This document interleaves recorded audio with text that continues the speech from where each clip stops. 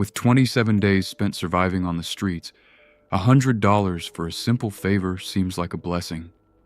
In tonight's nightmare, we will have an ordinary apartment, a donut delivery, and a journey into a place where hunger takes on a far more terrifying meaning.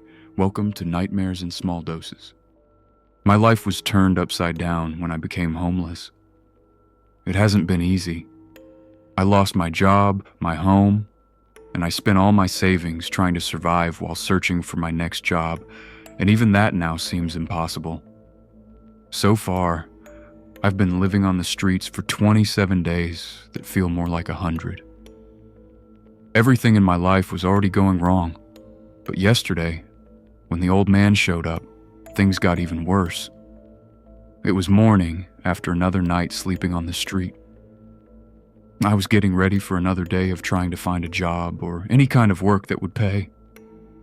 I was packing up my things when the old man appeared. "Excuse me for bothering you, but I'd like to have a quick word with you." That was how the old man approached me. I stopped what I was doing and looked at him, curious about what he wanted to say. He had a calm appearance, like a cute grandfather. "Yes, go ahead," I said, curious about what he was going to say. I just prayed he wasn't about to offer me money in exchange for some sexual favor. I'm desperate, but not that desperate.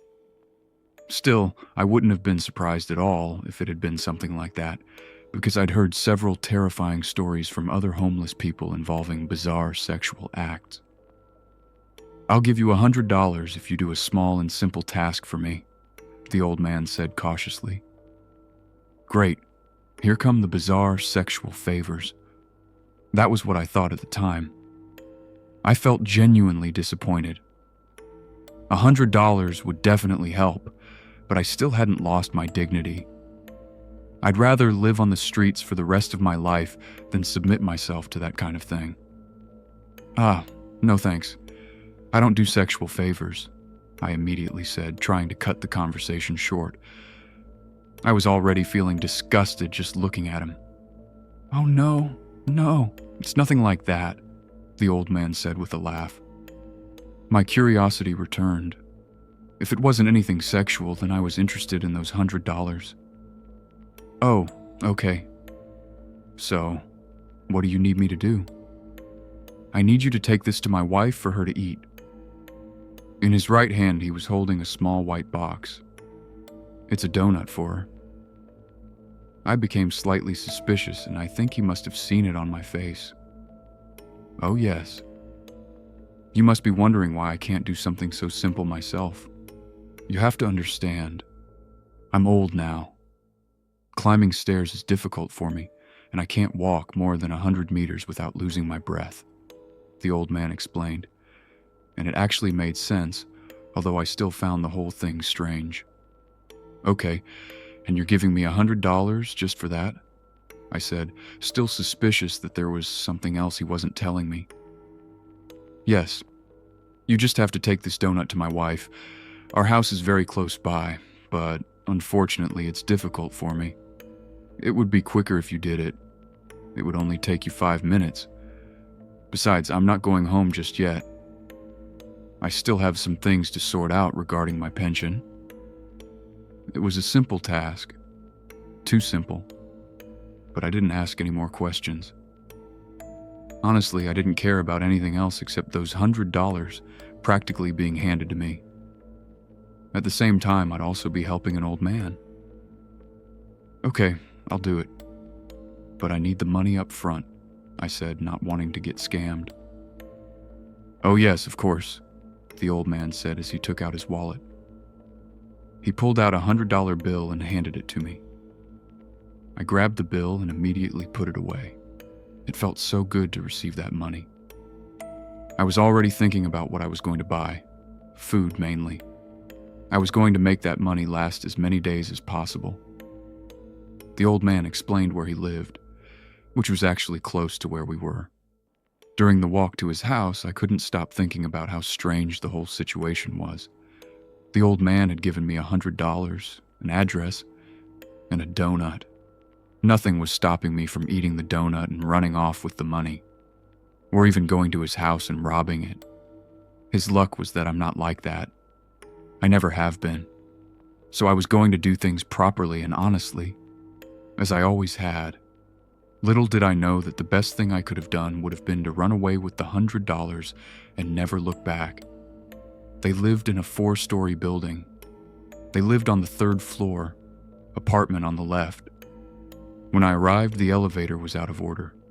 I climbed the stairs without any problem. I actually appreciated the exercise. A minute later, I was standing in front of the door to the apartment on the 3rd floor to the left. I knocked on the door. Nothing. I knocked again.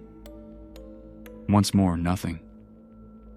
Maybe the old lady couldn't hear very well because of her age, I thought. I grabbed the doorknob, hoping it might be unlocked. And it was. As soon as I stepped inside, I immediately started announcing who I was and why I was there.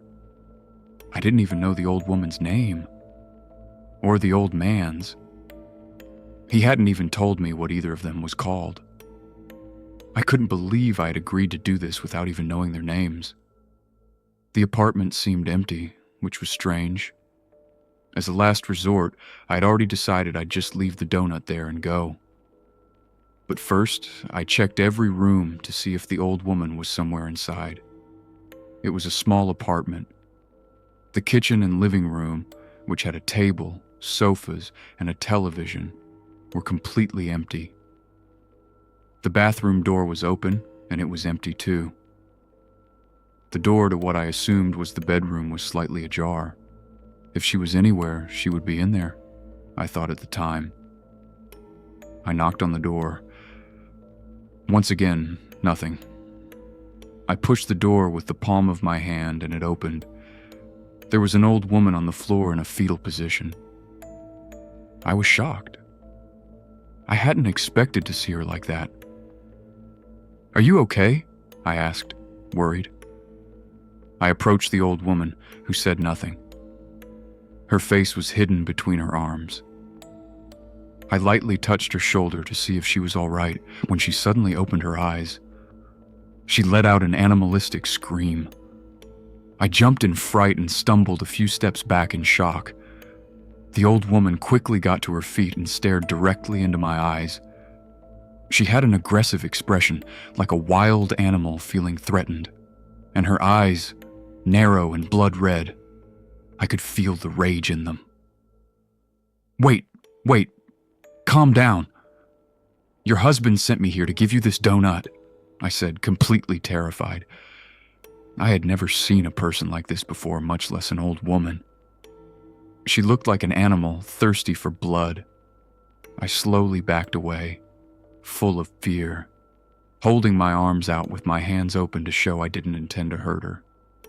At that moment, I started questioning what kind of bizarre situation I'd gotten myself into.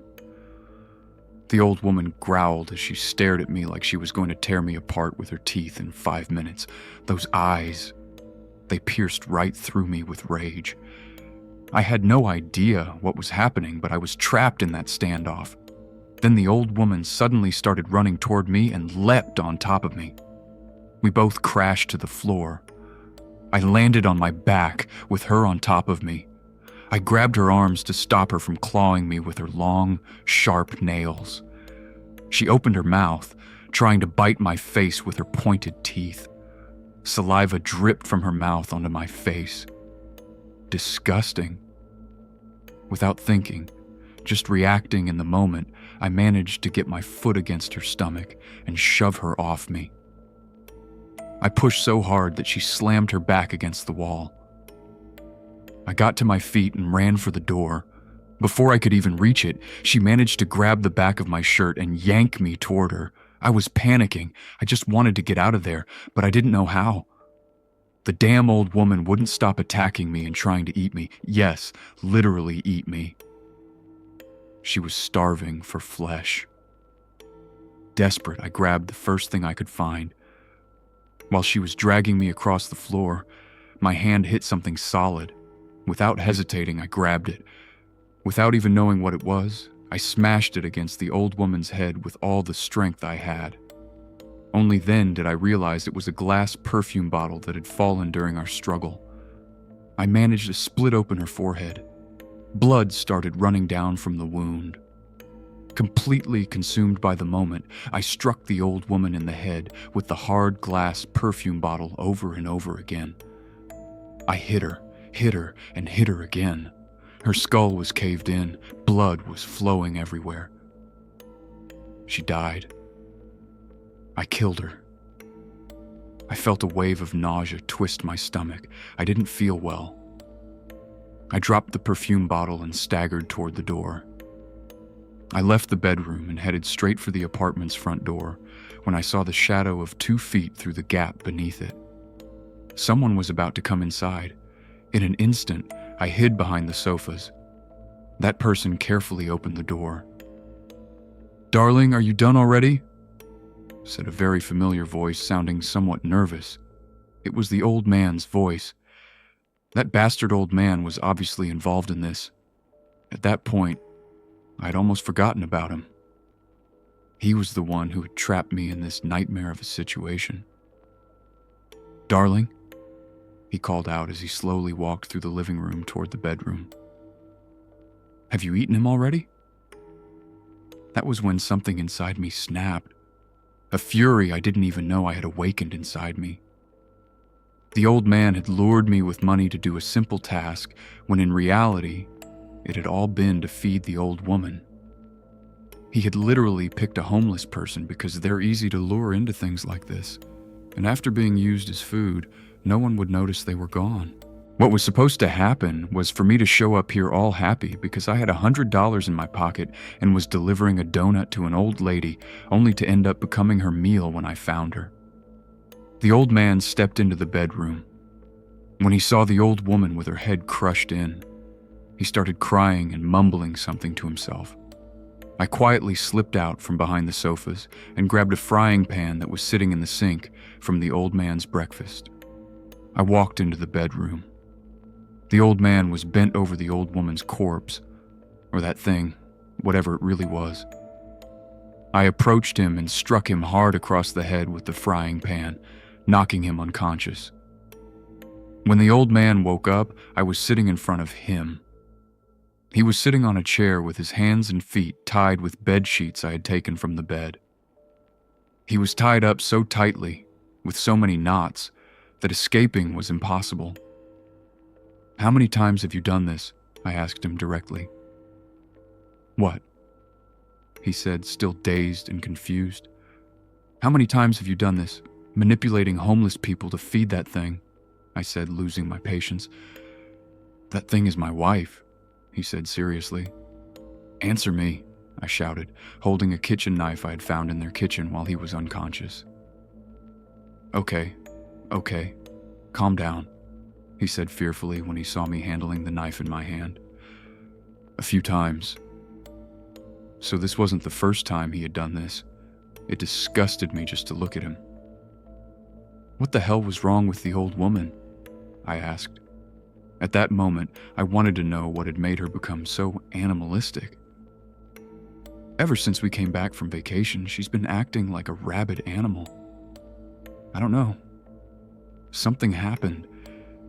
Every day since then, she's become more and more hungry for flesh. Human flesh, he said without looking me in the eye. I loved her too much not to find a way to feed her. I had heard enough. I didn't want to know anything else. I stuffed a piece of bed sheet into his mouth so he couldn't make any noise. He tried to speak and scream, but he couldn't. I took the key to the bedroom door and left. I closed the door behind me and locked their bedroom door, leaving him trapped inside with the old woman's corpse. I shut the apartment door and walked away. When I got outside onto the street, I threw the bedroom key into a street gutter. There were people who didn't deserve to live. I decided to bring some justice for the people that they killed. His wife's bizarre condition was strange, and I didn't want to think about it anymore. I had almost died. I had almost been eaten alive. Now it was time for the old man to be punished for what he had done. Thank you for joining me for another dose of nightmares. If you enjoyed the story, be sure to subscribe and leave a like, and let me know your thoughts in the comments. If you'd like even more stories to keep you awake at night, consider joining my Patreon, where you can read and listen to exclusive nightmares you won't find anywhere else. Until next time, happy nightmares.